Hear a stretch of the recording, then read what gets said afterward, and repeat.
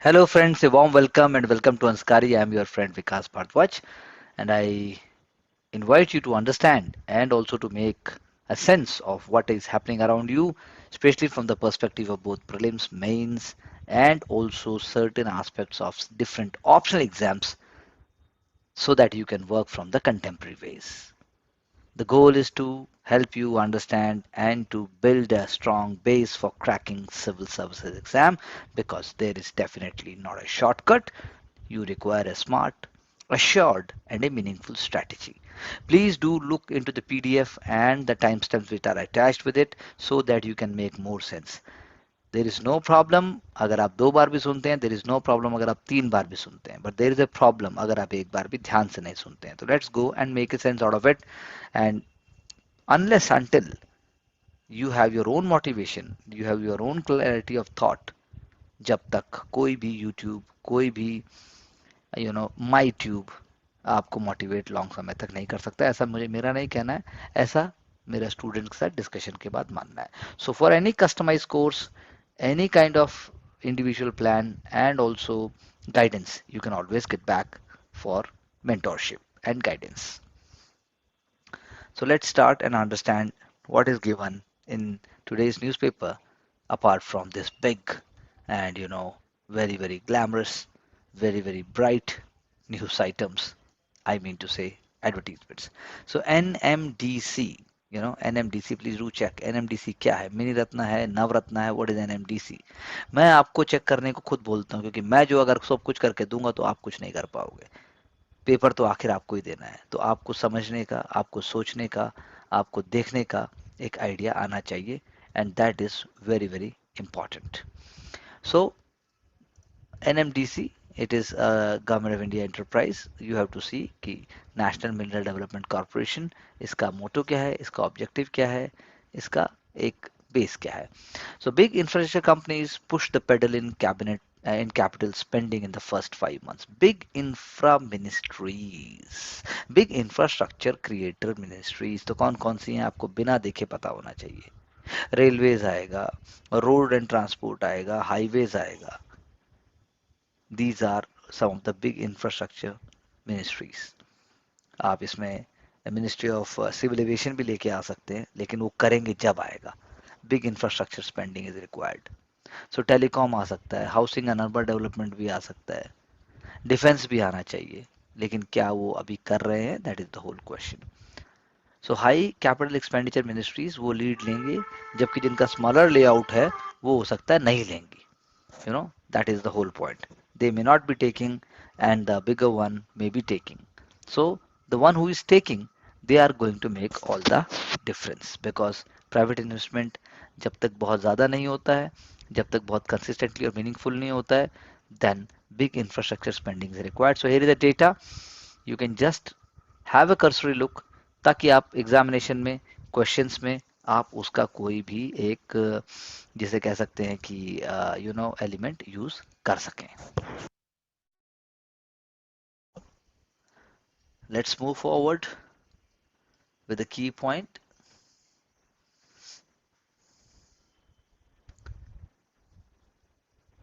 Now Kullu festival, Dussehra festival, political parties laying groundwork for polls, launch poster war. सबको पता है ये बात, लेकिन आपका क्वेश्चन ये नहीं बनता. आपका क्वेश्चन बनता है कि पॉलिटिशियंस या political parties how they are reaching out to the masses. What is the way. Social gathering is one of the key elements and factors. लाखों लोग आते हैं,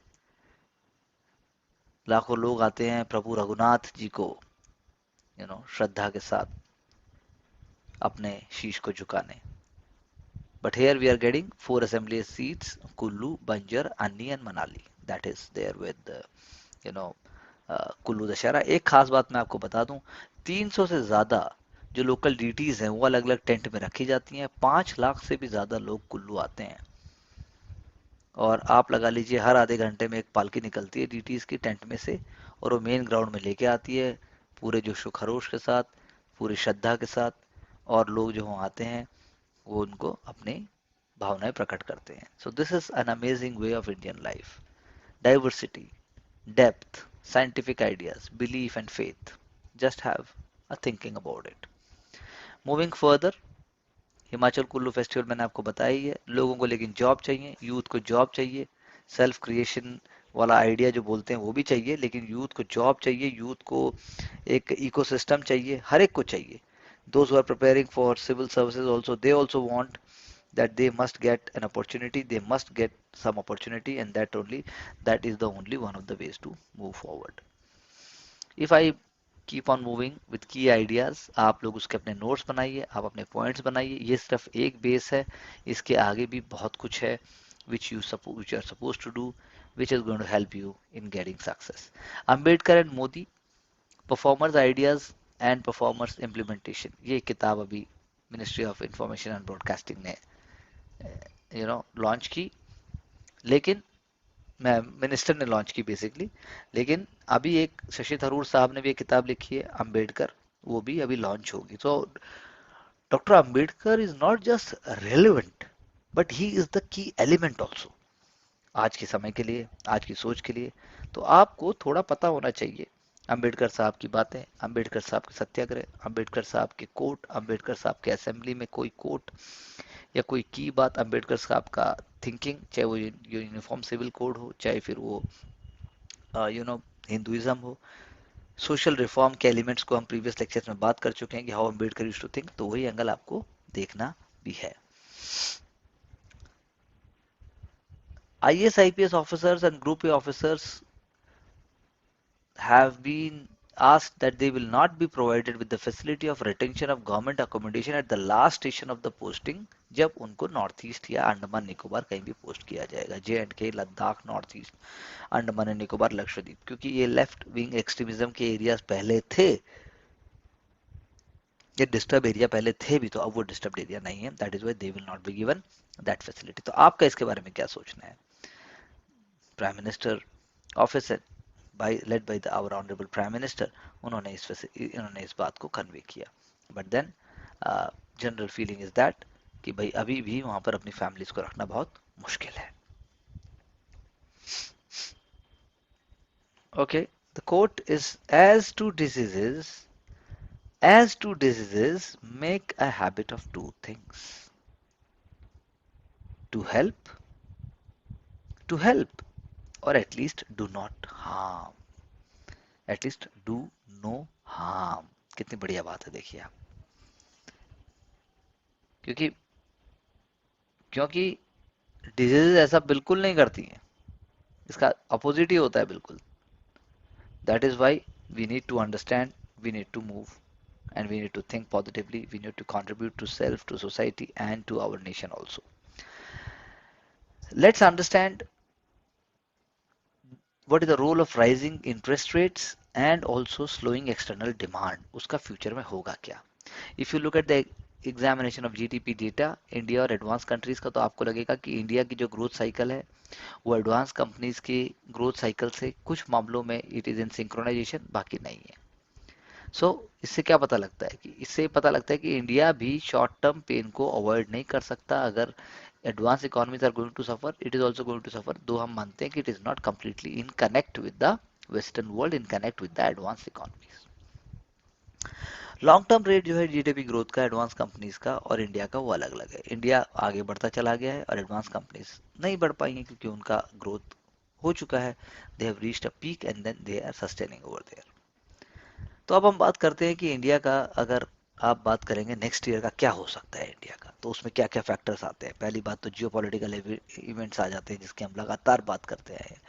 हाई इन्फ्लेशन जो है और शार्प जो रेट हाइक हुए हैं वो भी ग्लोबल इन्वायरमेंट से जुड़े हुए हैं, जिसका 2023 में कहा जा रहा है कि भाई बहुत ज़्यादा एक स्लो डाउन हो सकता है.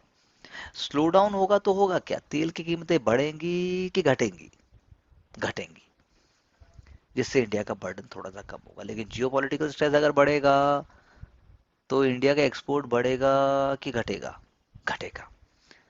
उसके साथ साथ ओईपीसी ने अभी बोला कि भाई हम आउटपुट जो है वो कम कर देते हैं, उससे दाम बढ़ेगा कि घटेगा? वो भी डिपेंड करेगा.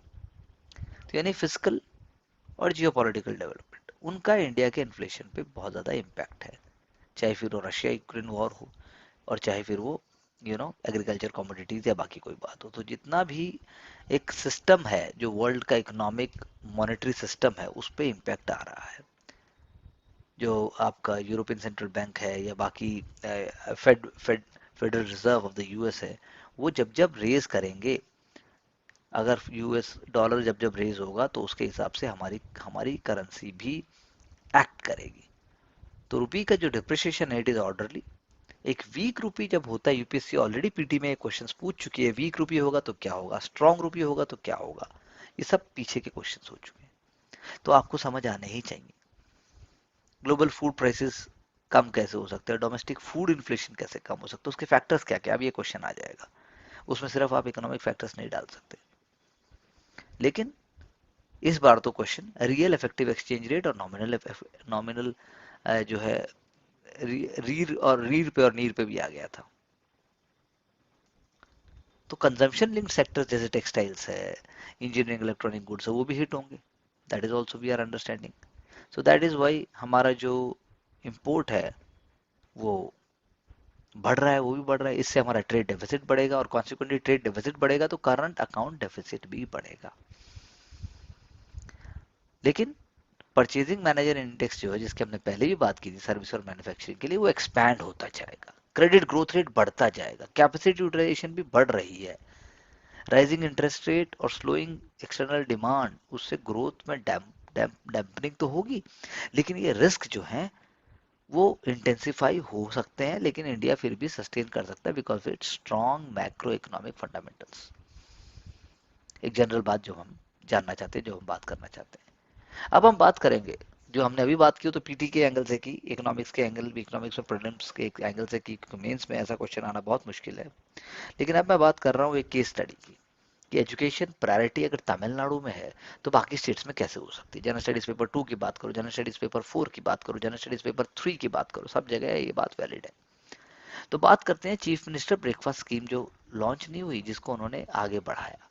चीफ मिनिस्टर ब्रेकफास्ट की यानी प्राइमरी स्कूल में ब्रेकफास्ट दिया गया, यानी कि लार्ज लर्निंग जो गैप पिछले 2 सालों में गड़बड़ हुआ था, उसके बावजूद भी चीजें आगे बढ़ी, उसके बावजूद भी जो है लोग बच्चे आए, and then they have been able to recover their learnings. तो आपको कोई Illam Thedi Kalvi, if you are a Tamilian listening to me, then you can obviously recall and write it faster, but then बाकी लोगों को तो नाम भी याद नहीं रहेगा, तो ये can say Tamil Nadu primary school, Tamil Nadu minister prime chief minister breakfast की।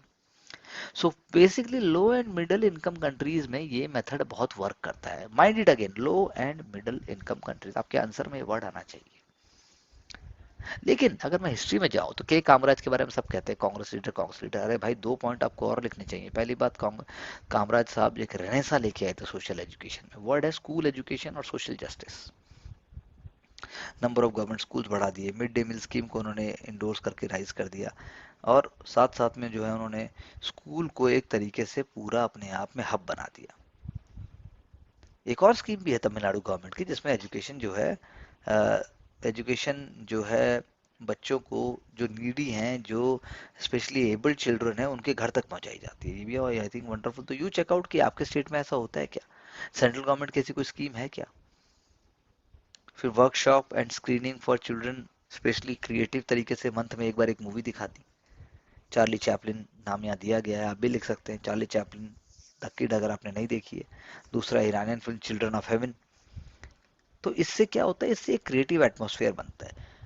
Holistic education battery, sports battery test भी कर दिया, यानी कि हर सीजन की शुरुआत में बच्चे का स्पोर्ट्स के थ्रू एक साइकोलॉजिकल, सॉरी फिजियोलॉजिकल, एक जो है, जो एक टेस्ट हो जाता है कायदे से, and it will be recorded in the mobile app. उसके बाद उसका कॉम्प्रेहेंसिव डेटा रेडी होगा, and then further it will be filtered out to choose children who can scale further, who can rise further in sports. Girls को भी scholarship दी जा रही है, होम बेस्ड एजुकेशन को प्रमोट किया जा रहा है, वनरेबल सेक्शन को भी एजुकेशन के लिए प्रमोट किया जा रहा है। तो ये जो बातें हैं, मैं मानता हूँ कि केरला में भी हो सकती है, मानता हूँ मैं कि ये बातें हरियाणा में भी कहीं ना कहीं लागू होंगी, महाराष्ट्र में भी होंगी, लेकिन क्या ऐसा कोई मॉडल है, क्या ऐसा कोई स्टेट और है जो इतने तरीके से देखता है। तो आपको अगर मान लो कोई एग्जामिनेशन में डायरेक्ट ये क्वेश्चंस तो नहीं आएंगे, लेकिन फिर भी जैसे हमने बात की मिड डे मील स्कीम शुरू कब हुई थी, या हम फिर बात करते हैं कि कॉन्स्टिट्यूशन के कौन से पार्ट ऑफ द कॉन्स्टिट्यूशन ये फुलफिल कर रहा है, कौन कौन से आर्टिकल है चिल्ड्रन से जो जुड़े हुए हैं। चिल्ड्रन राइट से जुड़े हुए हैं। अगर आप ऐसा भी सोचेंगे तो हमारा भला हो सकता है और होना चाहिए। अगर हम डिबेट करें, फिर से हमने जो पहले भी किया था डिबेट, कि भाई फ्रीबीज आखिर होती क्या है। क्वेश्चन ये है कि फ्रीबी जो है वो दिखाती है कि वोटर्स को डिस्ट्रस्ट है, स्पेशली पुअर वोटर्स। तो इसीलिए हमें तो पुअर पॉपुलेशन पे ही छोड़ देना चाहिए कि वेदर कोई चीज उनके फायदे की है भी कि नहीं है। दूसरी बात ये, आप कैसे डिसाइड करेंगे कि कोई जो है बेसिक नीड को लग्जरी कंजम्पशन की लाइन कहाँ ड्रॉ होगी। अब जैसे आप फ्री वाटर और इलेक्ट्रिसिटी के अगेंस्ट बोलते हैं, लेकिन वो तो बेसिक नीड्स हैं। लेकिन आप फ्री स्कूटर और फोन दे रहे हैं, आप कुछ तो उसको भी बेसिक मानेंगे, जो जो भी मोबिलिटी और कम्युनिकेशन की बात हो रही है। तो यानी कि गुड्स जो हैं वो नॉन बेसिक नीड्स को अगर सर्व करते हैं तो उसके बाद भी वो काफी हाई पॉजिटिव इम्पैक्ट कर सकते हैं। अब अगर फ्री स्कूटर देने से लड़कियां बहुत स्कूल आ जाती हैं या बच्चे भी हाई स्कूल में हाई एजुकेशन में एनरोल कर लेते हैं, तो उसमें बुराई क्या है। और ऐसे ही आप कैश डिस्ट्रीब्यूशन का सोचिए, कैश ट्रांसफर, वही ओल्ड एज स्कीम को हम कर सकते हैं, या आप जो है डायरेक्ट बेनिफिट ट्रांसफर की बात कर सकते हो। तो रियल डिस्ट्रिक्शन क्या हुआ, रियल डिस्ट्रिक्शन हुआ केस बाय केस बेसिस, कि भाई क्या चीज बुरी है क्या चीज सही है, और वो कैसे डिसाइड होगा, वो होगा इलेक्शन से डिसाइड होगा। तो यानी कि जो भारत के 75 सालों में इतने चुनाव हुए, and the political parties they ask and they give whatever is demand and whatever they feel, तो कोई कोर्ट केस फाइल नहीं हुआ है किसी पॉलिटिक पॉलिसी के बेनिफिट का जो कि हाई क्लास को हुआ हो। ना कि गवर्नमेंट ने टैक्स रिडक्शंस की बात करती है, लेकिन उस तरीके से वो नहीं हुआ। तो क्वेश्चन इज दैट कि कोई अगर चीज इरेशनल है या कोई नहीं है तो उस पर डिबेट होना चाहिए, ऑप्शंस को मत बंद कीजिए। इलेक्शन कमीशन का जो है वो हेल्पफुल नहीं है इस रिगार्ड में। अब पीडीएस में अब पैसे अब प्रधानमंत्री गरीब Kalyan Yojana has been extended further, तो क्या करेंगे आप, अगली बार आप वोट नहीं देंगे। क्योंकि actual cost and benefits is a very very subjective thing. Physical responsibilities आती हैं, हमने बात भी की थी कि काउंसिल कराने की बात की गई है। तो तो प्रॉब्लम ये नहीं कि Indians don't pay tax, problem is कि टैक्स इवेशन को रोकने की बात करो आप, आंसर्स में भी और इंटरव्यू में भी। प्रॉब्लम ये है कि आप बात करो कि जो है हमारे पास उसको बेटर कैसे यूटिलाइज करें।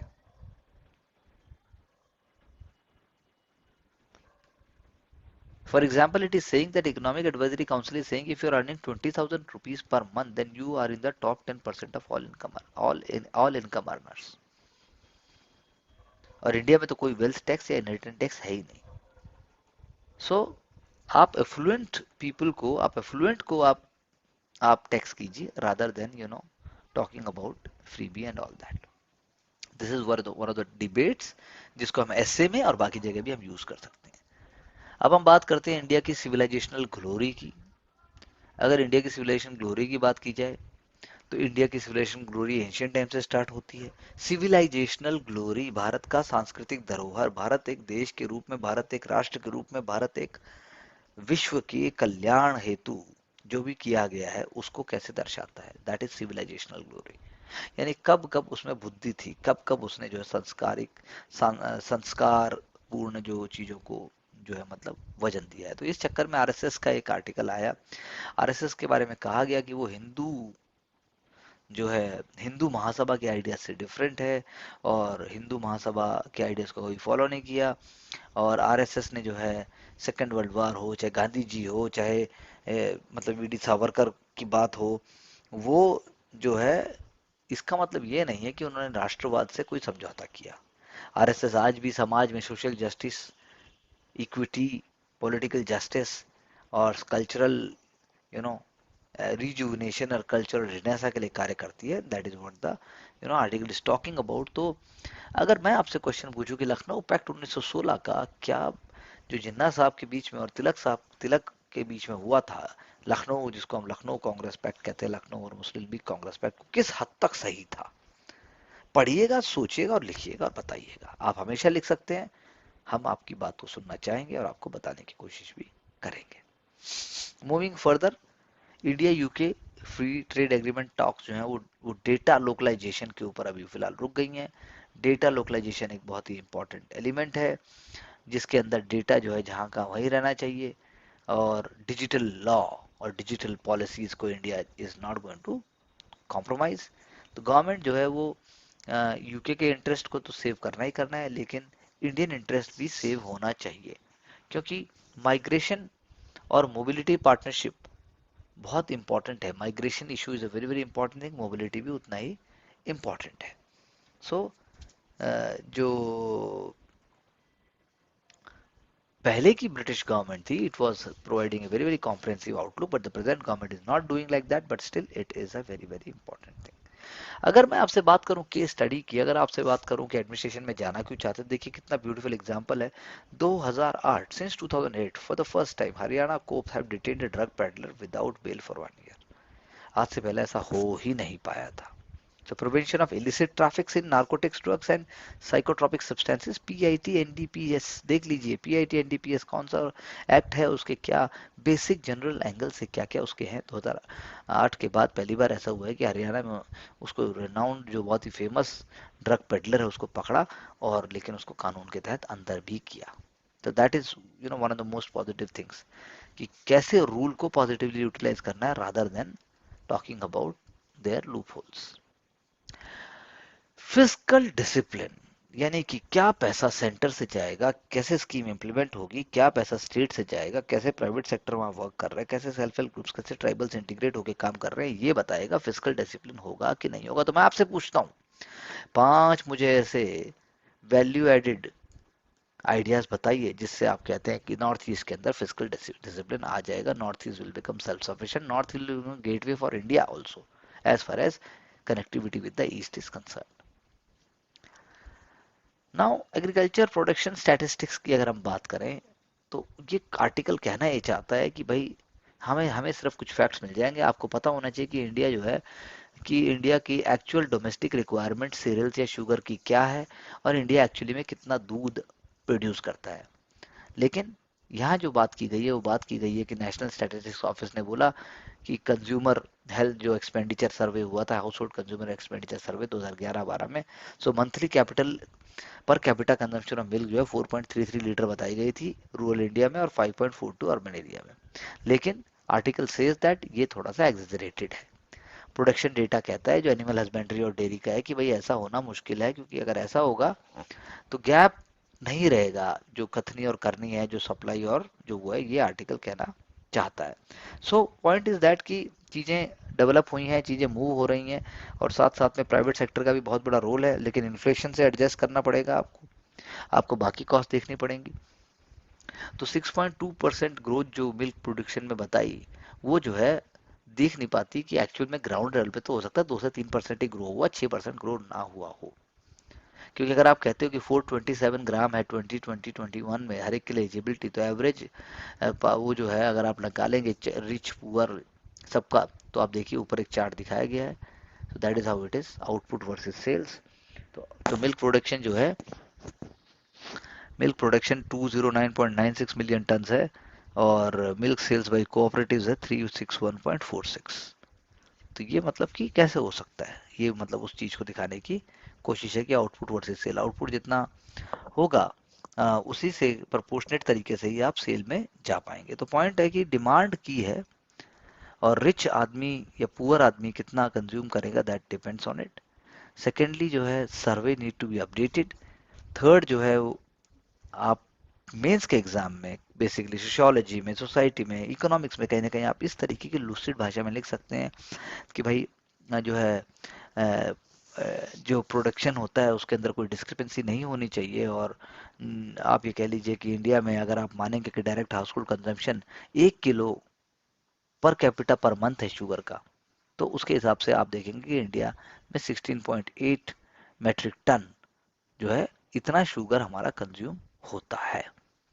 शुगर के भी बल्क यूज है, शुगर का मतलब ओवर प्रोडक्शन है, लेकिन सबसे इम्पोर्टेंट बात ये भी है कि जो उसकी जो उसका मतलब sugar cane is processed, sugar cane is converted into sugar and rest of the products, it happens only majorly it happens at the mills only. ये एक बात हुई। अब हम बात करते हैं गान अम्बेडकर साहब की। अम्बेडकर साहब ने क्यों छोड़ा था हिंदुइज्म, तो उन्होंने पहले 20 साल इसके बारे में बात की। फिर जात पात तोड़क मंडल, एक जो ऑर्गेनाइजेशन थी जात पात तोड़क मंडल। ये बात और है कि उसका वो भाषण नहीं दे पाए थे, और उसका भाषण ना देने के कारण ही उन्होंने एनिहिलेशन ऑफ कास्ट, अपने उन्होंने जो डिबेट था उसको उन्होंने उस भाषा में लिख के दिया। तो उन्होंने कहा भाई हमें अपने आप को इंसानों वाला ट्रीटमेंट देना पड़ेगा, हमें ह्यूमन ट्रीटमेंट देना पड़ेगा। और जो है उन्होंने 20 साल आगे फिर इस बारे में सोचा 1936 के बाद। एंड फाइनली, जैसे मैंने कहा कि जात पात तोड़क मंडल में उनको रियलाइज हुआ कि भाई बोलने से कुछ नहीं होने वाला, लोगों को ये कहने से कोई फायदा नहीं कि शास्त्र ये नहीं कहते, शास्त्र वो नहीं कहते, वो वही बिलीव करेंगे जो लॉजिकली इंटरप्रेट करेंगे। तो हम क्या कर सकते हैं, हम कर सकते हैं बुद्धा ने जो किया। आप डिस्कार्ड ही मत कीजिए, उनकी अथॉरिटी को भी डिनाई कर दीजिए। Not only just discard but also deny their authority, and that is what Buddha and also Nanak did. So this is in context, this is what is in the context, that's what we can say. So governance over politics की बात करते हैं आदित्य ठाकरे, वो कहते हैं कि trouble free हमारा regime रहा when we were with Congress and NCP. लेकिन क्वेश्चन अराइजेज, अगर मैं आपसे पीटी के एंगल से पूछूं कि भाई पॉलिटिकल पार्टी का रिकॉग्निशन अगर स्प्लिट हो जाए तो कैसे होता है, ये पीटी के लिए क्वेश्चन बन जाता है। मेंस की अगर मैं बात करूं, तो जैसे ये एजुकेशन के बारे में बात करें कि हमारे आईवी बोर्ड भी, हमारे सीबीएसई बोर्ड भी, हमारे यहाँ आईजीएससी बोर्ड भी है हमारे यहाँ, और आईसीएस तो है ही। तो ये बोर्ड क्या लेके आते हैं, ये बोर्ड डाइवर्सिटी लेके आते हैं, ये बोर्ड सोशल इक्विटी लेके आते हैं, लेकिन उसके बाद हमें सेल्फ एम्प्लॉयमेंट चाहिए, उसके बाद हमें टैलेंट को पूल करके उसको पॉजिटिव डायरेक्शन में उसका यूटिलाइजेशन होना चाहिए। Then that is the only way ahead, that is what he is talking, apart from the fact that that political instability will happen in different states. अगर आप जो है किसी पार्टी को, किसी पार्टी आई मीन टू से, किसी party में जैसे शिवसेना में जो स्प्लिट हुआ, उसके बाद आप दूसरे फैक्शन को बोलते हैं कि भाई they can get all the symbol and they can be the real party. This is what is being said कि ऐसा होना स्मॉलर पार्टीज के लिए बहुत ही खतरे की बात होगी। और खासकर अगर पार्टीज डिवाइड होके, स्मॉलर फैक्शन जो नेशनल पार्टीज के, वो डिवाइड होके और जो है असली क्लेम कर लेंगे, तो ऐसा गलत होगा। जैसा कि थोड़े टाइम पहले लोक जनशक्ति पार्टी एलजेपी जो है, आ, हमारे, I am not getting the right name of that guy, he son of Ramvilas Paswan, तो who was called Hanuman ji of Modi ji also, so that is how it is there. अगर मैं बात करूं अगेन इंडिया में कैसी ग्रोथ होती है, क्वेश्चन आपको खुद ही समझ जाना चाहिए कि इंडिया में ग्रोथ कैसी होगी। डॉलर स्ट्रांग है तो क्या होगा, मैक्रो पिक्चर कैसे बनेगी, इंडिया जो है क्या 2 स्टेप आगे बढ़ाता है तो 1 स्टेप पीछे बढ़ाता है। तो ये हमारे चैलेंजेस की वजह से, हमारे सप्लाई और डिमांड के फर्क की वजह से भी है। ऑयल मैंने आपको ऑलरेडी बताया, करेंसी मैंने आपको ऑलरेडी बताया कि ये सारे फैक्टर्स हैं ग्रोइंग इकोनॉमीज के अंदर जो कि बहुत इंपॉर्टेंट रोल प्ले करते हैं। तो प्रॉपर हैंडलिंग कैसे होगी, जैसा हम बात कर रहे थे, कोर इंफ्रास्ट्रक्चर डेवलप होना चाहिए जो हो रहा है, फिर उसके बाद मार्केट का पेनिट्रेशन होना चाहिए, वो भी हो रहा है, फिर उसके बाद जो है एग्रीकल्चर जैसे एरिया में जहाँ 40% पॉपुलेशन है, then it must contribute more to the economy and less number of population must be dependent on it. So this is also very very important, credit growth भी होनी चाहिए, and that along with technology then only it is going to, you know it is only what I should say, uh, very very important to understand कि वो चीज होगी कैसे। So the question is that India में अगर online gaming हो रहा है, ऑनलाइन गेमिंग प्रमोट हो रहा है, तो क्या स्टेट उसको पूरी तरह से कवर कर सकते हैं? क्या स्टेट सब्जेक्ट होने के बावजूद ऑनलाइन गेमिंग जो स्टेट सब्जेक्ट है, स्टेट गवर्नमेंट के पास क्या इतनी पावर्स हैं, इतने उनके पास रूल्स हैं कि वो जियो ब्लॉकिंग कर दें सर्टेन ऐप्स का? जियो ब्लॉकिंग यानी जहाँ से वो हो रहे हैं स्टार्टअप, वहाँ पर वो जो है वहाँ पर वो ब्लॉक कर दिए जाएंगे, वहाँ पर उसको डाउनलोड ही नहीं कर सकते। इसलिए government is planning to create a central regulatory body for online gaming. Online gaming बहुत ही इंपॉर्टेंट है, और वो सबसे इंपॉर्टेंट बात क्या है, उसकी कोई इनकन्सिस्टेंट है और अनसर्टेनिटी लेके आता है। That is why prevention of money laundry act 2002 के अंदर भी आएगा, जहां पर पैसा इन्वॉल्व है। तो सेंट्रल लॉ ये कहता है कि भाई वो लॉ जो है सब स्टेट्स में अप्लाई होगा, नॉट अनलाइक स्टेट्स की भाई यहाँ चल रहा है यहाँ नहीं चल रहा है। दूसरा है सोसाइटल कंसर्न, क्योंकि इसका प्रोलिफरेशन बहुत आगे बढ़ रहा है, then it is impacting the poor people, it is impacting the youth, it is impacting the marginalised, and then it is large amount of money is being going into it. Companies का कोई redressal mechanism नहीं है, company का कोई system नहीं है, protection of data and intellectual property rights भी नहीं है, और मिसलीडिंग एडवर्टीजमेंट्स भी देते हैं, सरोगेट एडवर्टीजमेंट्स भी देते हैं। दैट इज वाई मार्केट हमारे यहाँ बढ़ता जा रहा है, हमारे यहाँ मार्केट की ग्रोथ जो है यूएस और चाइना से भी ज़्यादा है। That is why we need to take very very important steps. जहाँ रियल मनी है वहाँ पर ये रेगुलेटरी बॉडी काम करेगी। जहाँ फ्री गेम है, फ्री स्किल्स हैं, उसके अंदर तो मिनिस्ट्री ऑफ स्पोर्ट्स ऑलरेडी देख ही लेगी। सो casual games without any real money वो जो है उसके परव्यू में नहीं आने की बात है, क्योंकि वायलेंस है या फिर एडिक्टिव कंटेंट है या मिसलीडिंग कंटेंट है या फिर न्यूडिटी है, ये सारे जो extremely societal, legal and also important factors है, इनको ध्यान देना पड़ेगा। एक 3 टियर डिस्प्यूट रेजोल्यूशन सेटलमेंट बनाने की भी बात है। इतना समझने से आपको बहुत ही ज़्यादा बेनिफिट होगा। तो मिटी, मिनिस्ट्री ऑफ इलेक्ट्रॉनिक्स जो है इसके लिए नोडल मिनिस्ट्री है जो ऑनलाइन गेम्स को करेगी। ई स्पोर्ट्स जो है स्पोर्ट्स मिनिस्ट्री के बाद जाएगा, ईपीटी के लिए मैं आपको बता रहा हूँ। और तीस उसके बाद जो है ये भी बात समझने वाली है कि भाई जो एडवर्टीजमेंट्स है, कोड ऑफ कंडक्ट है या एथिक्स है, वो जो है मिनिस्ट्री ऑफ इंफॉर्मेशन ब्रॉडकास्टिंग को जाएगा। और जबकि कंज्यूमर अफेयर्स मिनिस्ट्री ये देखेगी कि भाई ये जो है अनफेयर ट्रेड प्रैक्टिसेस तो नहीं कर रहे हैं। That is very very important to understand. तो हम फर्दर बढ़ते हैं आगे and try to understand what are the key areas and developments in other newspaper also side by side, that is of the 10th October. Please do keep on studying smart, do keep on working, because there is no other way to the smart work, that I can assure you. Smart work has to be smart. People take ages, बहुत बार हमें बरस लग जाते हैं, लेकिन हमें smart work समझ नहीं आता कि स्मार्ट वर्क कहते किसको है। And I think this is very very important thing to understand कि बिना स्मार्ट वर्क के आगे बढ़ना या विजय पाना कहीं पर भी बहुत मुश्किल काम है। उसके बिना आपको विजय मिलनी बहुत मुश्किल है। ये बात बिल्कुल सच है, लेकिन विजय बिल्कुल संभव है यदि हम हमारा इरादा पक्का हो, हमारे हौसले पक्के हों और हमारी नीयत भी सही हो। So moving further with business standard, let's take up something very very important for the both prelims and the mains exam.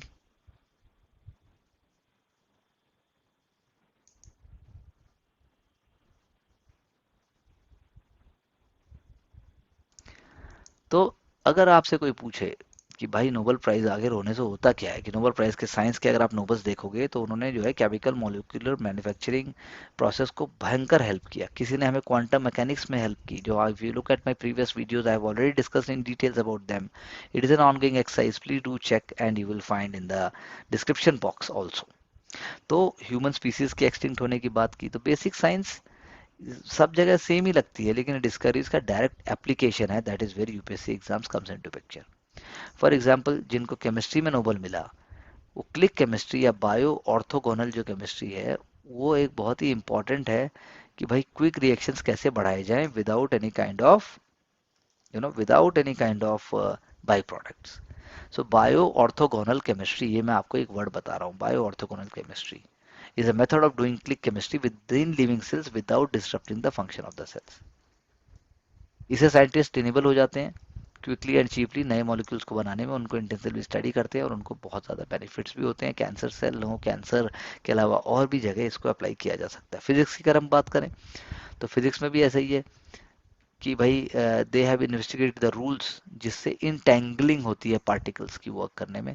Entanglement between two paired particles, that change in the state of one particle leads to simultaneous change in the other particle। ये हम बात कर चुके हैं। अगर वो दोनों particles बहुत बड़े डिस्टेंस से भी अलग अलग हैं, लेकिन अगर ऐसा है तो भाई आप कह दोगे कि something can travel faster than light. Albert Einstein ने उनको स्पूकी एक्शन कहा। That is why puzzling aspect था। 1960s में जॉन स्टुअर्ट बेल ने 2 की पेपर भी लिखे और उन्होंने मैथमेटिकल कॉन्सिक्वेंसेज भी ऑफर की उसकी, कि भाई ऐसे होता है ये, लेकिन फिर भी हमने आगे उसको यू नो और वर्क किया। एक हाइपोथेसिस थी कि हिडन वेरिएबल्स होंगे इंटेंगलमेंट में जो इन्फॉर्मेशन को कैरी करेंगे। तो बेल का जो इनइक्वलिटी एक्सपेरिमेंट था वो वेरीफाई किया, और वेरीफाई होने के बाद जो है आप लगा लीजिए कि क्वांटम ट्रांसपोर्ट टेलीपोर्टेशन एक वर्ड हम अगर बोल सकते हैं तो वो होगा। तो quantum effects are already visible, already they are very important in cryptography, in computing, वो और भी होते जाएंगे। अब हम मेडिकल की बात करें तो मेडिकल के अंदर भी पैलोलॉजी की फील्ड, पैलियोजीनियोलॉजी मुझे कहना चाहिए, तो मॉडर्न डीएनए टेक्नोलॉजी से हम एग्जामिन कर सकते हैं कि जो हमारी एक्सटिंक्ट ब्रांचेस हैं ह्यूमन रेस की, जैसे होमो डेनिसोवान सबस्पीसीज। डेनिसोवान वर्ड ऑलरेडी आ चुका है प्रीलिम्स में, नए नए वर्ड इसी प्रकार से आते हैं। तो यही है कि इंटरमिंगलिंग जो सब स्पीसीज की हुई, पैलेलिथिक पीरियड का माइग्रेशन हुआ, सोशलाइजेशन पैटर्न और बाकी चीज़ें हुई, तो उसके बाद से हमें पता लगता है कि भाई चीज़ें कैसे हुई और कैसे हो सकती है। फॉर एग्जाम्पल, नियंडरथल जीन की वजह से एक small subset north European community का हुआ और उसको HIV से इम्यूनिटी भी मिल गई। तो ऐसी डिस्कवरी से हमें और भी बेनिफिट्स हो सकते हैं। That is what we are saying, and this is definitely a very very important development as far as understanding is concerned, because without understanding it you cannot really, you cannot really put your learning into a very very high mode, क्योंकि आपको repetition लगेगा, आपको पढ़ने में मजा नहीं आएगा, आपको ऐसा लगेगा कि ये तो मुझे आता है, तो उसका कोई बेनिफिट नहीं। दैट इज वाई हम हर बार नई चीज को लेके आते हैं बिना रिपीटिशन के। It however time, how much time may it take, but then we have to bring the best so that you can get the best and you get success. Next point, coming to the key here, there's a very very beautiful article, very important article. I'm going to take it, learning and many ideas for you for the prelims, mains, and also आपको इससे article से सीखने को मिलेगा कि आखिर UPSC exam के लिए सोचा कैसे जाता है हर पल, जिसकी हम इतनी कोशिश कर रहे हैं। एक ह्यूमन हेयर होता है 50 से 180 माइक्रोन, जबकि नोवल कोरोना वायरस होता है 0.1 से 0.5 माइक्रोन। तो इसे कहते हैं कंपैरिजन, जनरल कंपैरिजन किया। तो आप भी ऐसा कुछ डेटा लिख के रख सकते हैं जो बहुत ही स्मार्ट हो और कंपेयर कर सके।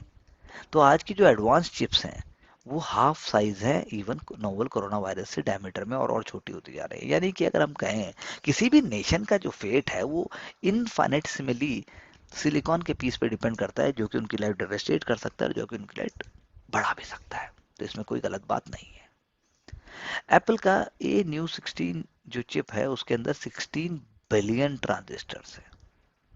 बनाया किसने? TSMC, Taiwan semiconductor manufacturing company, world का लीडिंग मैन्युफैक्चरिंग चिप्स कंपनी है। और उसके बाद आप मान लीजिए कि एक हमारे आईफोन क्लिप के अंदर जो आप इसके अंदर क्विंटिलियन, एक नया वर्ड मैं आपको इंट्रोड्यूस कर रहा हूँ, क्विंटिलियन यानी 1 और उसके बाद 18 जीरो। यानी कि जो फोटो खींच रहे हैं, जो मैं आपसे अभी बात कर रहा हूँ, ये भी चिप्स के ऊपर ही डिपेंड है। अब एप्पल ने वो चिप कहाँ से खरीदी? सीरियस लॉजिक से, स्काईवर्ड से, TSMC से। उन्होंने उसको डिज़ाइन किया in house, super complex process से उन्होंने अपना आईफोन बना दिया जो कि बेस्ट है। It can work under all conditions, it is made to last. तो A16 is made by a single company in a single building called 18 in Taipei. TSMC's fab is perhaps the world's most expensive and valuable factory. जब इतना Taiwan में होगा तो US उसकी मदद क्यों नहीं करेगा? Taiwan, south Korea, US, Japan, Netherlands and China, यही हब हैं आज तक। तो सेमीकंडक्टर के इंडिया होगा कि नहीं होगा ये वक्त बताएगा। ये कारण भी है कि रशिया इसीलिए यूक्रेन वॉर में डोमिनेट भी नहीं कर पा रहा है, क्योंकि यूक्रेन के पास है प्रिसीजन गाइडेड मिसाइल्स, न्यूक्लियर तो गलत बोल दूंगा मैं, प्रिसीजन गाइडेड मिसाइल है, जबकि रशिया के पास ऐसा नहीं है। रशिया के पास कुछ तो है, ज्यादा नहीं है, कुछ चोरी का माल, कुछ इधर उधर से आ गया, कुछ चाइना ने कर दिया, तो जुगाड़ सिस्टम है। लेकिन in case of the Ukraine, US is supporting it very much directly. अब आपकी जो व्हीकल कंपनीज है, they may also stop their factories और stop the production because shortage of chips.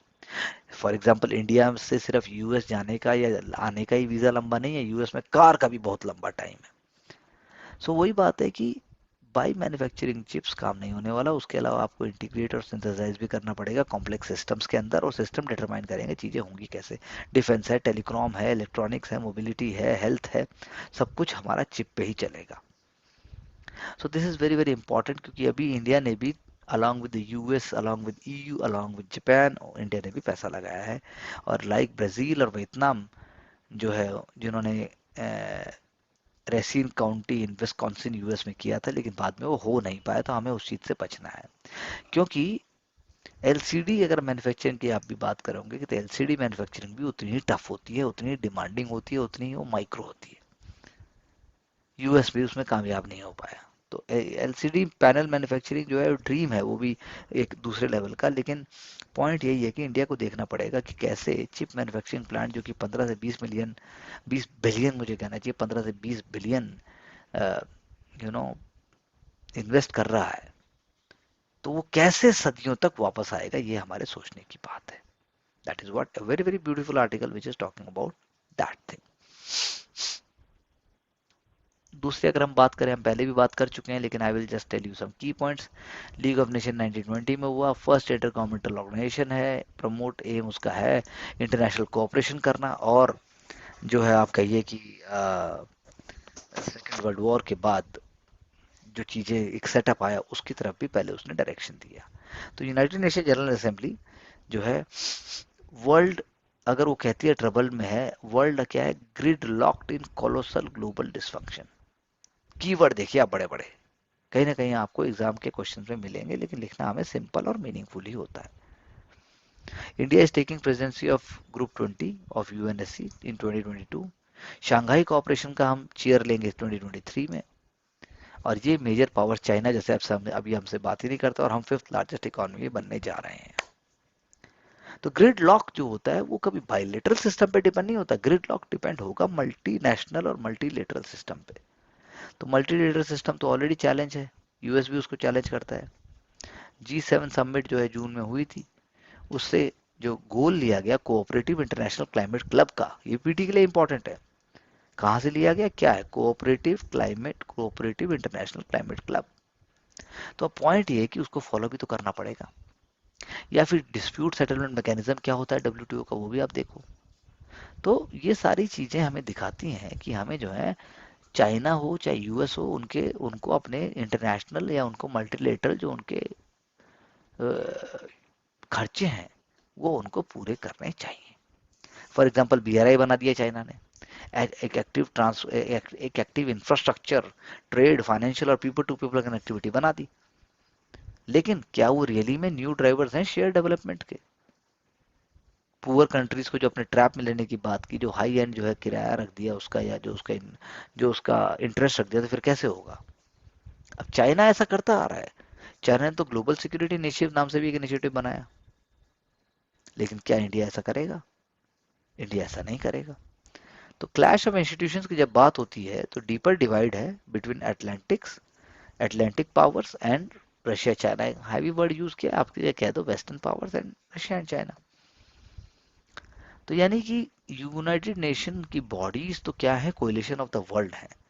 और इंडिया चाहता है वसुदेव कुटुंबकम की स्ट्रेटजी को बढ़ाना, इंडिया चाहता है बिग आइडिया आगे आए, इंडिया चाहता है कि मल्टीनेशनल फोरम्स जो है ग्लोबल रूल्स पे फोकस करें, और कोई भी वायलेशन ना हो इंटेलेक्चुअल प्रॉपर्टी राइट्स का भी। तो चाहे वो क्लाइमेट चेंज की बात है, जैसे ग्रीन इकोनॉमी की बात है, या फिर आप बात करो यू नो रियो प्रिंसिपल्स, अगर मैं कीवर्ड यूज करूं, please do watch my video on Unsarkari on the Rio also, रियो+10 and also UNFCCC, you will learn better. तो लाइफस्टाइल फॉर इन्फॉर्मेंट इन्वायरमेंट जो मोदी जी ने, जो सर ने जो स्कीम लॉन्च की, वो सोसाइटल प्रोसेस भी है। इंडिया जो है मतलब हर चीज को आगे लेके आ रहा है, इंडिया पॉजिटिवली ट्राई कर रहा है, और इंडिया चाहता है कि वो ग्रो भी करे, लेकिन साथ साथ में क्लाइमेट चेंज के लिए भी कंट्रीब्यूट करे। कॉमन कंसर्न्स, पीएसआईआर का टर्म आ गया, कॉमन कंसर्न्स। तो that is how we have to understand कि भाई it is not just about money, it is not just about creating system, it is all about a bigger thinking. जो हमने आज article में बात की थी इंडियन एक्सप्रेस में, इंडिया की एक सिविलाइजेशनल हिस्ट्री है, और उसको हमें समझाना और उसको रिस्पेक्ट करना ही पड़ेगा। There is no other way out. Going further, because we have covered so many other key elements, let's see what area is remaining. I'll just have a look.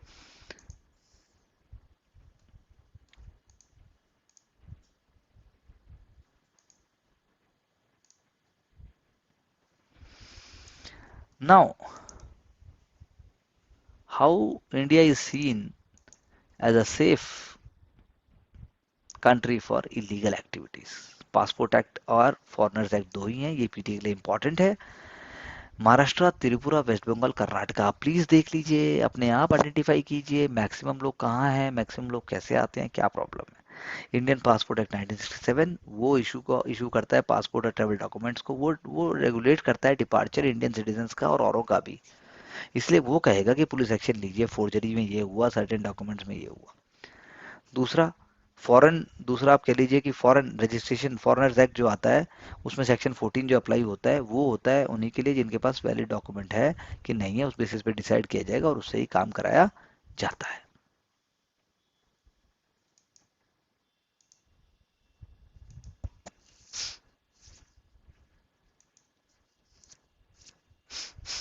Now very important from the mains examination perspective, आप भी कहेंगे कि कैसे भी बता रहे हैं, पर ये अगर आपकी सोच डेवलप नहीं हुई तो पीटीबी कभी ना निकल पाएगा, निकल भी जाएगा तो मेंस आप निकाल नहीं सकते। मैं बात कर रहा हूँ न्यू लॉजिस्टिक्स पॉलिसी की, जिसमें 5 R हैं: right product, right condition, right place, right time, right customer. अगर ये हो गया तो काम होगा ही होगा। तो पॉलिसी जो है, क्या एम हो सकता है कि इस पॉलिसी का, लॉजिस्टिक्स की पॉलिसी, जल्दी सोचिए, पॉलिसी का एम हो सकता है लॉजिस्टिक्स की कॉस्ट को कम करना। सेविंग होगी ज़्यादा तो ऑब्वियसली एक 5 परसेंटेज पॉइंट अगर सेविंग होती है तो 3 ट्रिलियन हमारी इकोनॉमी को एफिशिएंसी में फायदा होता है। बिगेस्ट गेन किसके पास जाएगा? फार्मर्स के पास जाएगा, और micro and you know micro and also small industries को ही फायदा होगा। स्मॉल फार्मर्स जो है वही फ्रूट और या फिर वेजिटेबल सेल करते हैं at a very low price, तो ये खत्म होगा, किसी किसी डिग्री में खत्म होगा। इसलिए इस पॉलिसी का सिंक्रोनाइजेशन बाकी पॉलिसी से करना भी जरूरी है। जैसे फॉरेस्ट लैंड है, डिफेंस लैंड है, पावर लाइन है, ये सारी चीजें अगर देखी जाए तो इसके कारण से जो हमें लैंड एक्विजिशन नहीं होते, इसकी जगह से इंफ्रास्ट्रक्चर प्रोजेक्ट जो डिले हो जाते हैं, उसको भी हमें देखना होगा। इसीलिए पीएम गति शक्ति वो भी एक इम्पॉर्टेंट डेवलपमेंट है, इम्पॉर्टेंट कॉन्सेप्ट है। तो इनिशिएटिव्स भी चाहिए, पॉलिसी भी चाहिए, और साथ साथ में जो है लोगों को भी सपोर्ट करना पड़ेगा। तो ये पॉलिसी जो है मेजर, आप कह सकते हैं कि इनिशिएटिव्स है हाई क्वालिटी प्रोडक्ट्स बनाने के लिए, हाई क्वालिटी एक्सपोर्ट्स को बढ़ाने के लिए। तो ये सारी चीज़ें आपको अपने मेंस के आंसर्स में लानी पड़ेंगी। तो technology one of the backbones of logistics है, इसीलिए यूनिफाइड लॉजिस्टिक्स इंटरफेस प्लेटफॉर्म याद करिए। फर्दर जो है ease of logistics services, e logs करके नाम बात करिए। तो लॉजिस्टिक्स इंडिया में ऑलरेडी बहुत इंप्रूव हुए, तो हमने एक दिन बात भी की थी अपने एक लेक्चर्स में, कितने ट्रक हो जाएंगे 2030 तक, कितने गाड़ियां चलेंगी और किस तरीके से होगा। तो that is how very very important to understand. अगर हम बात करें थॉट की, so thought is very very important. Ethics कभी पढ़ा नहीं जाता, एथिक्स हमेशा सोचा जाता है। एथिक्स पढ़ के कोई नहीं लिख सकता, क्योंकि एथिक्स लिखा ऐसे नहीं जाएगा। तो हमने क्या कोट पढ़ा? At its core trust in the currency holds the monetary system together. At its core, like the legal system, this trust is a public good. बिल्कुल सही बात है। तो चाहे बैंकिंग सिस्टम हो चाहे लीगल सिस्टम हो, दोनों में पब्लिक गुड जो है वही ट्रस्ट है। तो इंडिया जो फास्ट अडॉप्ट कर रहा है डिजिटल पेमेंट को, उसको केयरफुली ट्रांजिट होना चाहिए, डिजिटल रुपी में जल्दबाजी नहीं करनी चाहिए, ऐसा इस आर्टिकल का कहना है। यानी बैंक हैं, प्राइवेट बैंक्स हैं, वो एप्लीकेशन जो है वो पूरे उसका डिज़ाइन होना चाहिए। और सीबीडीसी का जो real time cross border payments हैं वो एक बहुत बढ़िया फीचर होगा। सेंट्रल बैंक को सबको एक साथ आना चाहिए, एक इंटरनेशनल सेटलमेंट प्लेटफॉर्म तैयार करना चाहिए। और कुछ और इकोनॉमीज को अगर आप इस प्रोसेस का पार्ट बना सकते हैं तो that is also well and good. Now India जो है यूके के साथ जो डील कर रहे हैं, यूके के साथ जो फ्री ट्रेड एग्रीमेंट हो रहा है, it is not going to balk down you know as far as I should say the issue of migration and mobility is concerned, and we have already discussed this.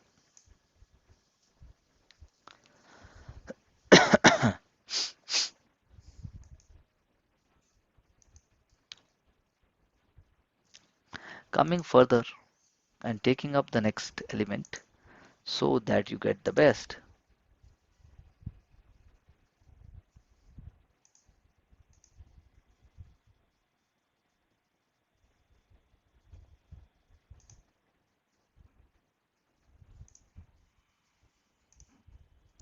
यहाँ एक बहुत ही अच्छा, बहुत ही खूबसूरत और बहुत ही प्यारा एक आर्टिकल है जो मैं आपसे बहुत ही शॉर्ट में एथिक्स के लिए शेयर करना चाहूंगा। क्या आप मानते हैं कि करेक्ट स्टेटमेंट का ऑपोजिट फॉल्स स्टेटमेंट होता है? लेकिन एक प्रोफाउंड ट्रूथ का ऑपोजिट तो दूसरा प्रोफाउंड ट्रूथ भी हो सकता है ना। ये किसी रिलीजियस गुरु ने नहीं कहा, ये कहा था नील बोर ने, डैनिश नोबल लॉरेट फिजिस्ट, जो फिजिसिस्ट थे। उन्होंने ये बात कही थी प्योर साइंटिस्ट के तौर पे, कि जो स्ट्रक्चर ऑफ एटम्स और क्वांटम थ्योरी पे उन्होंने सर्च किया था, उन्होंने जो है चर्च ऑफ डेनमार्क की मेंबरशिप से तो उन्होंने रिजाइन कर दिया, लेकिन फिर भी वो एक फिलोसफर साइंटिस्ट की तरह कंटिन्यू रहे। बोर जो थे वो ग्रेट फैन थे डैनिश फिलोसफर सोरेन किकरैड के, किकरग्रैड, और उन्होंने एक ही चीज पे कहा था, मैं आपसे डिसएग्री करता हूँ, कि मैं भगवान में बिलीव नहीं करता। तो बोर क्या होते? बोर एथीस्ट थे। तो पॉइंट यहाँ पे नहीं है कि आप भगवान में बिलीव करो कि नहीं करो, पॉइंट ये है कि आप जो है अच्छे फिलोसफर बनने के लिए और राइट वैल्यूज के लिए या राइट थॉट प्रोसेस के लिए या राइट कन्विक्शंस के लिए आप पॉजिटिविटी और यूनिवर्सल वैल्यूज को अप्लाई करो, ताकि सबका बेनिफिट हो।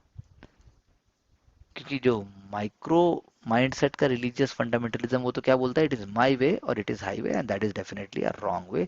सो this is just I want to tell you कि एथिक्स के आंसर्स में भी कैसे एक फंडामेंटल, कैसे एक जो है मीनिंगफुल अप्रोच होती है। अब हम बात करते हैं इन वेरी शॉर्ट कि इंडिया जो है इंपोर्टेड एनर्जी के जो मॉन्स्टर है उससे अपने आप को कैसे बचा सकता है, कैसे हो सकता है। इंडिया ने नेट जीरो 2070 तक की बात की, एबीपीटी में आ सकता है। एनर्जी ट्रांजिशन में नेचुरल गैस बहुत ही की रोल प्ले करेगी और इंडिया का गोल है कि 2030 तक 15% हमारी नेचुरल गैस से ही हो। सो नेचुरल गैस हमें, exploration and production activities have been raised. Director General of Hydrocarbons have also been involved in domestic production. Dramatic changes आए हैं ग्लोबल एनर्जी लैंडस्केप में, और जो है चीज़ें बढ़ी हैं, चीज़ें बदली भी हैं। तो इंडिया को एनर्जी इंडिपेंडेंस के लिए काम करना पड़ेगा, लेकिन कहाँ? High risk energy hydrocarbon sector में स्टेबल स्टेट पॉलिसी होनी चाहिए, और मार्केटिंग और प्राइसिंग फ्रीडम जो है एक्सप्लोरेशन और प्रोडक्शन की इन्वेस्टर्स को देनी पड़ेगी। विजय केलकर साहब ने एक कमेटी 2014 में, उन्होंने जो है कॉम्प्रिहेंसिव रिकमेंडेशंस दिए थे, जो रिफॉर्म्स आने चाहिए अपस्ट्रीम पेट्रोलियम सेक्टर। तो क्या होता है अपस्ट्रीम? आप जाइए 6, 7, 8 की किताब में और देखिए पेट्रोलियम का जो एक petroleum, I should say what the word I should use, petroleum distillation या पेट्रोलियम का जो फ्रैक्शन डिस्टिलेशन होता है, उसका अगर आप देखेंगे तो अपस्ट्रीम का मतलब होता है जो नीचे से आपका जो तेल जो जमीन से निकालने वाली कंपनीज हैं, that will be called as upstream. वो डोमेस्टिक गैस प्रोडक्शन को इंक्रीज करें। और बाद में गवर्नमेंट ऑफ इंडिया ने एक differentiated gas produced formula use किया, जो है अ, एक एक जो है जिसने सपोर्ट भी किया, एक तरीके से चीज़ों को बढ़ाया भी। जैसे गैस प्रोड्यूस जो हुई थी, जो बेची गई, प्रोडक्शन शेयरिंग कॉन्ट्रैक्ट्स जो डीप वाटर के थे उससे, और एडमिनिस्ट्रेटिव प्राइस मैकेनिज्म जो है वो यूज़ किया दूसरी जगह। अल्ट्रा वाटर, डीप वाटर भी हैं, high pressure high temperature blocks भी हैं। तो मार्केटिंग फ्रीडम नहीं दी कुल मिला के, प्राइस रियलाइजेशन जो है नहीं हो पाया। लेकिन अगर ऐसा नहीं हो पाया तो इसलिए वो चीज़ हो भी नहीं पाई। तो इम्पोर्टेंस है मार्केट फोर्सेस की, प्राइसिंग रिफॉर्म्स बहुत इंपॉर्टेंट है इस फील्ड के अंदर। बाद में जो है new domestic natural gas pricing guidelines आई, मार्केटिंग गाइडलाइंस आई, उससे भी चीज़ें बदली, लेकिन इतनी नहीं बदली जितनी बदलनी चाहिए। तो की एस्पेक्ट क्या है कि रिस्क भी लेना पड़ेगा, एक्सप्लोरेशन भी करना पड़ेगा, और एक मार्केट फ्री रेजीम को भी प्रमोट करना पड़ेगा। मार्केट फोर्सेज अगर ऑपरेट नहीं करेंगे तो रिस्क भी नहीं लेंगे। तो ओएनजीसी ने यही बात है, बैलेंस रिस्क रिवॉर्ड एक इम्पेरेटिव होना चाहिए। जो विजन है इंडिया के गैस बेस्ड इकोनॉमी का, वो जो है इंक्रीजिंग डोमेस्टिक गैस प्रोडक्शन को बढ़ा के ही हो सकता है, जिसके अंदर मार्केटिंग और प्राइसिंग फ्रीडम बहुत ही ज़्यादा क्रूशियल है। ये मैं आपको बताना चाहता था। तो it is also recommend it is it, the article also recommends that government of India should consider direct benefit transfer for city gas distribution और फर्टिलाइजर कंपनीज को भी, ताकि अफोर्डेबिलिटी भी हो जाए और उनके हाथ में और ट्रांसपेरेंसी और क्लैरिटी और ट्रस्ट हो जाए। इससे बेनिफिट ही बेनिफिट होगा। कोई भी पॉलिसी चेंज जो हम करेंगे, जो कि मार्केटिंग फ्रीडम को लेके जाएगा, पॉलिसी को लेके जाएगा दूर, तो उससे इनका कहना है कि इससे प्रॉब्लम होगा ही होगा, क्योंकि गैस को जीएसटी में लाना भी ड्यू है और उसे इम्प्लीमेंट कर देना चाहिए। तो ये भी आइडियाज बहुत अच्छे हैं, लेकिन political pressure, clarity of thought. तो आर एस शर्मा सर जो हैं, वो फॉर्मर चेयरमैन है ओएनजीसी के। आई एम नॉट श्योर जब वो चेयरमैन थे तब उन्होंने ऐसे आइडियाज प्रमोट किए थे कि नहीं किए थे। So this is what we can say as far as you know newspaper of this is concerned. So my goal and my idea is to make you understand, make you work better, pick up the key areas, pick up the key points, make note of them, and it will be an added booster and benefit to you. Do look at the other videos also, which we are trying to make with very authentic and genuineness. They are not the role model answers, because they are going to create a setup and benchmark for you like the way you want. Every individual is different, and their success and methodology is also different. Thank you very much for being with me, and also do like, share and subscribe our channel. All the best. See you soon.